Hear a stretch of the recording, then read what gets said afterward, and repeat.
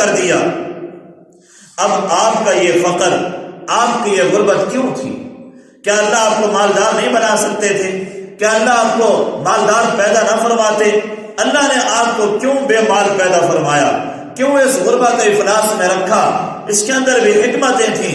کل کو کوئی یہ نہ کہے کہ وہ نبی چونکہ مالدار تھے، وہ بڑی حیثیت والے تھے، تو لوگ مال کے لالچ میں اس کے دین کو اختیار کر رہے تھے، لوگوں نے مال کے لالچ میں اس کے دین کو اختیار کیا، کلمہ پڑھا، یہ کوئی اعتراض نہ کر سکے۔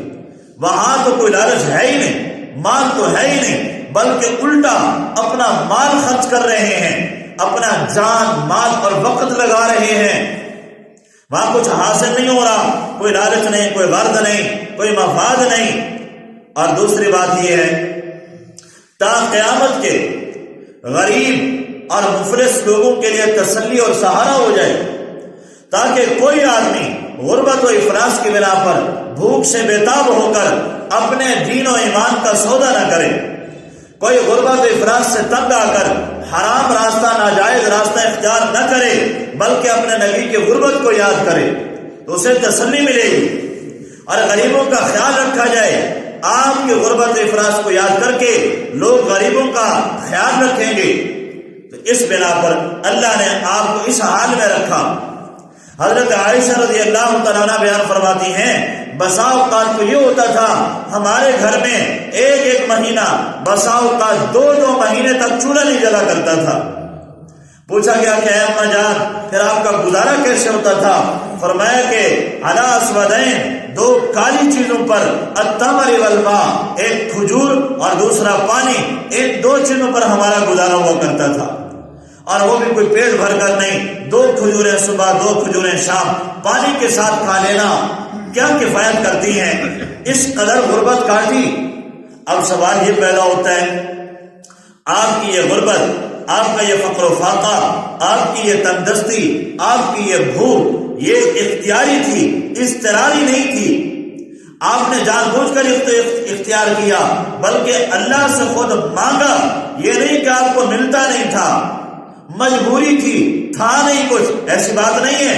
اللہ نے جو اختیار دے دیا، اگر آپ چاہیں میں صفا پہاڑی کو سونے کا بنا دوں، اگر آپ چاہیں میں احد پہاڑ کو سونے کا بنا دوں، اگر آپ چاہیں یہ پہاڑ سونے چاندی کے آپ کے ارد گرد چل رہے ہوں۔ نبی علیہ السلام نے آگے سے کیا عرض کی کہ اللہ میں یہ نہیں چاہتا کہ یہ پہاڑ میرے لیے سونے کے بنا دیے جائیں، بلکہ میں تو یہ چاہتا ہوں ایک وقت میں کھانے کو ملے، میں تیرا شکر ادا کروں، اور ایک وقت بھوکا رہ کر میں صبر کروں۔ نبی علیہ السلام نے خود مانگا، اللہم اجعل قوت آل محمد، رزق آل محمد قوتا، کہ اے اللہ آل محمد کے رزق روٹی کو تھوڑا کر دے۔ آپ تو خود دعا مانگ رہے ہیں، اور آپ دعا مانگ رہے ہیں، اللہم احینی مسکینا وامتنی مسکینا واحشرنی فی زمرۃ المساکین، کہ اے اللہ مجھے مسکینی میں زندہ رکھ، مجھے مسکینی والی موت عطا فرما، مجھے مسکینوں کی جماعت اور انہی کے گروہ کے اندر میرا حشر فرمانا۔ نبی علیہ السلام خود مسکینی مانگ رہے ہیں، خود غربت افلاس کو اختیار کر رہے ہیں۔ کب میری امت مالدار ہوگی؟ کب میری امت اعلیٰ قسم کی گاڑیوں میں سوار ہوگی؟ کب میری امت پیٹ بھر کر سیر ہو کر کھائے گی؟ میری ساری امت تو ایسی نہیں ہوگی۔ اس بنا پر آپ غربت مانگ رہے ہیں، اس بنا پر آپ افلاس مانگ رہے ہیں کہ تم اپنے غربت پریشان نہ ہو۔ تمہارے نبی بھی غربت کی زندگی گزار گئے، فقر و فاقے کی زندگی گزار گئے۔ ملا علی قاری رحمۃ اللہ علیہ فرماتے ہیں، اگر کسی نے یہ کہا کہ نبی علیہ السلام کا یہ فقر و فاقہ اضطراری تھا، مجبوری کی بنا پر تھا، فرمایا مجھے اس کے ایمان کے سلب ہو جانے کا خطرہ ہے۔ نبی علیہ السلام کا فقر و فاقہ یہ اختیاری تھا۔ تو وَوَجَدَكَ عَائِلًا فَأَغْنَى، فرمایا کہ اللہ نے آپ کو بے مال پایا، تندرست پایا، تو اللہ نے آپ کو غنی کر دیا، مالدار کر دیا۔ اللہ جس حال میں بھی رکھے، مالداری کی حالت میں عام طور پر انسان سے بڑے گناہ ہو جاتے ہیں، ظلم و جور ہوتا ہے، غرور و تکبر آ جاتا ہے، سب میں نہیں، بعض اوقات ہو جاتا ہے، اور اکثر ایسا ہو جاتا ہے اللہ جس کو چاہے محفوظ فرماتے ہیں۔ تو اس بنا پر اللہ نے آپ کو مالداری سے دور رکھا، اور امت کو بھی تعلیم دی مالداری مت مانگو، قناعت مانگو، قناعت کی دولت اختیار کرو، جو اللہ دے اسی حال پر صبر کرو۔ اور ایک آخری حدیث نبی علیہ السلام نے فرمایا کہ آدمی دو چیزوں کو اپنے حق میں برا جانتا ہے، حالانکہ وہ دونوں چیزیں اس کے حق میں بہتر ہے۔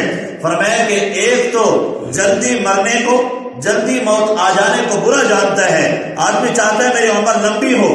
فرمایا کہ جلدی موت کا آ جانا، جلدی فوت ہو جانا یہ اس کے حق میں بہتر ہے، برا نہیں ہے، کیونکہ جتنا جلدی موت آئے گی اتنا یہ فتنوں سے محفوظ رہے گا۔ ہر آنے والا دور فتنوں کا دور ہے، ہر آنے والا دن پہلے سے برا ہے، یہ فتنوں سے محفوظ ہو جائے گا۔